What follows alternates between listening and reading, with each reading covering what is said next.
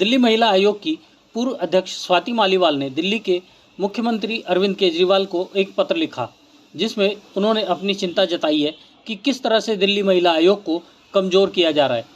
अब यह मामला लगातार तूल पकड़ता जा रहा है। इसको लेकर भारतीय जनता पार्टी की सांसद कमलजीत शेरावत ने इस मामले पर दिल्ली सरकार के मुखिया अरविंद केजरीवाल पर तंज कसते हुए कहा, दिल्ली के मुख्यमंत्री अरविंद केजरीवाल दिल्ली में महिला सुरक्षा के प्रति किस तरह से गैर जिम्मेदार हैं। वहां पर पिछले कई महीनों से वेतन नहीं मिला है। ऐसे में महिला सुरक्षा की बात करने वाले आज दिल्ली महिला आयोग को ही कमज़ोर करने में लगे हुए हैं।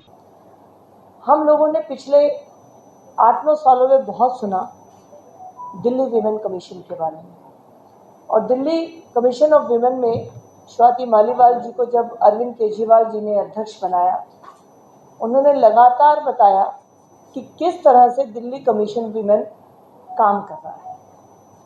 आज वही स्वाति मालीवाल जी चिट्ठी लिख रही हैं अरविंद केजरीवाल जी को और बता रही हैं कि इस विंग की हालत क्या है। वैसे तो मुझे लगता है कि स्वाति मालीवाल जी को खुद जब इसकी आवश्यकता पड़ी, जब उनके साथ उनकी पार्टी के सर्वे सर्वा ने अपने घर के अंदर जिस तरह से व्यवहार करवाया, अपने सामने करवाया, तो उनका विमेन कमीशन का हेड होने का पूरा अर्थ ही खत्म हो गया था। क्योंकि जो महिला खुद की रक्षा अपनी पार्टी के मुखिया के घर पे ना कर पाई हो, वो किस तरह से अपने आप को और अपने पास्ट को जस्टिफाई कर पाई होंगी। आज स्वाति मालीवाल जी ने जो तथ्य सामने रखे हैं, उनके अनुसार इस कमीशन में तकरीबन 115 महिलाएं जो काम कर रही हैं, उनको पिछले कई महीनों से तनख्वाह नहीं मिली है। और इस लेटर में ये भी हाईलाइट किया गया है कि ये सभी वीमेंस या गर्ल्स वो हैं जो एसिड अटैक जिनके ऊपर हुआ है या वो खुद किसी तरह के क्राइम से गुजरी हैं। यानी वो महिलाएं जो पहले ही शोषित थी, पीड़ित थी, उन महिलाओं को विमेन कमीशन में जगह देकर काम पर लगाया गया। तकरीबन 80% स्टाफ कॉन्ट्रैक्ट पर था, सिर्फ 20% परमानेंट था, और 80% कॉन्ट्रैक्ट के स्टाफ को सैलरी भी नहीं दी गई और उनको बिना किसी नोटिस के निकाल भी दिया गया। ये पहली बार नहीं है जब महिलाओं के साथ केजरीवाल सरकार में इस तरह का व्यवहार हो रहा है। अगर आप केजरीवाल सरकार की आम आदमी पार्टी के जब से उनकी पार्टी का जन्म हुआ तब से अगर हम चीज़ों को देखें तो सबसे पहले एक मुख्य चेहरा ध्यान में आता है जिनका बहुत बड़ा रोल था केजरीवाल जी की पहचान बनवाने में, अगेंस्ट करप्शन मूवमेंट में, और वो चेहरा था श्रीमती किरण बेदी जी का।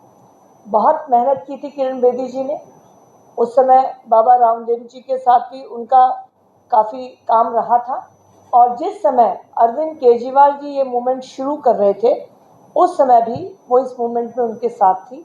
लेकिन अपने साथियों को धोखा देना अरविंद केजरीवाल जी की फितरत है।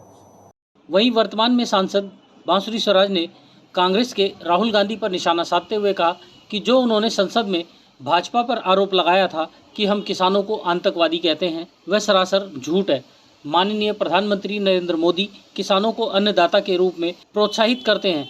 ये कांग्रेस की संसद भंग करने की एक कोशिश थी जो कि नाकामयाब रही। वहीं सांसद बांसुरी स्वराज ने अग्निवीर योद्धाओं पर राहुल गांधी की टिप्पणी पर भी पलटवार करते हुए कहा कि हम अग्निवीर में शहीद हुए जवानों को 1 करोड़ का मुआवजा देने का कार्य करते हैं। उन्होंने इंडियन नेवी की वेबसाइट से इन्फॉर्मेशन निकालकर जो मुआवजा दिया गया है उसका प्रमाण दिया, और राहुल गांधी ने 3 टिप्पणियां ऐसी की हैं जो संसद को गुमराह करती हैं और सरासर झूठ है। ब्यूरो रिपोर्ट, राष्ट्र सर्च न्यूज़ दिल्ली, देश की आवाज़।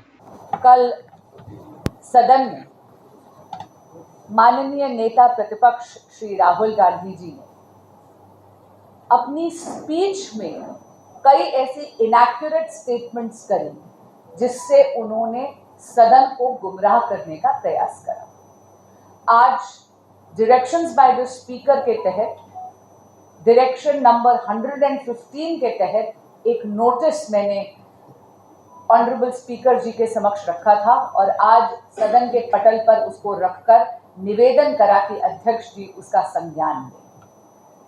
अगर आप कल माननीय नेता प्रतिपक्ष श्री राहुल गांधी जी का उद्बोधन देखेंगे तो उनमें 3 बातें हैं जहां पर उन्होंने इनएक्यूरेट स्टेटमेंट्स करी हैं, जहां पर उन्होंने सदन को गुमराह करने का प्रयास करा। सबसे पहला मुद्दा है अग्निवीर का।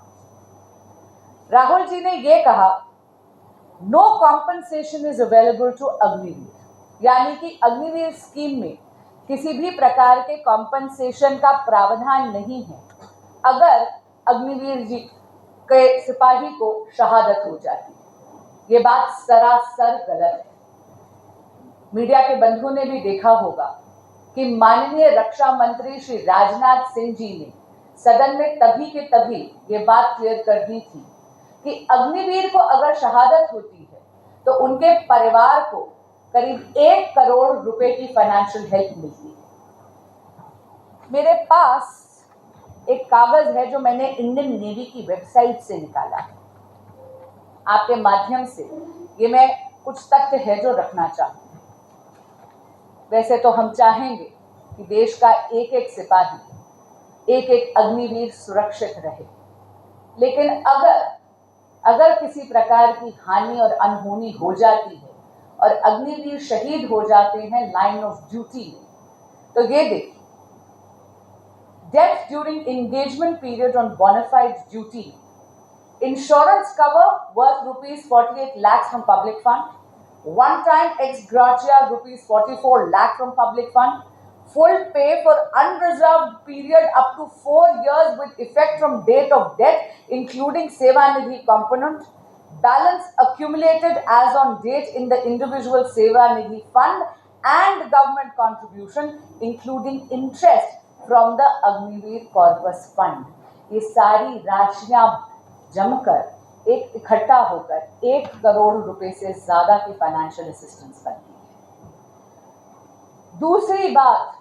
दूसरी इनएक्यूरेट फैक्ट जो माननीय नेता प्रतिपक्ष राहुल गांधी जी ने कहा सदन में, उन्होंने कहा कि no MSP is given to farmers, कि भारत के किसानों को भारत सरकार, मोदी सरकार एमएसपी नहीं देती। ये बात सरासर गलत है, असत्य है।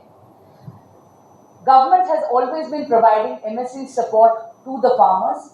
Recently, on 19th of June 2024, the government has announced MSP for 14 Kharif season crops, including paddy, ragi, jowar, maize and cotton.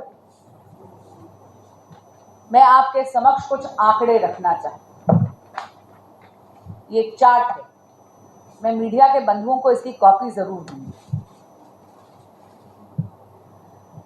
Jowar hybrid में 124% से इंक्रीज हुआ है एमएसपी में।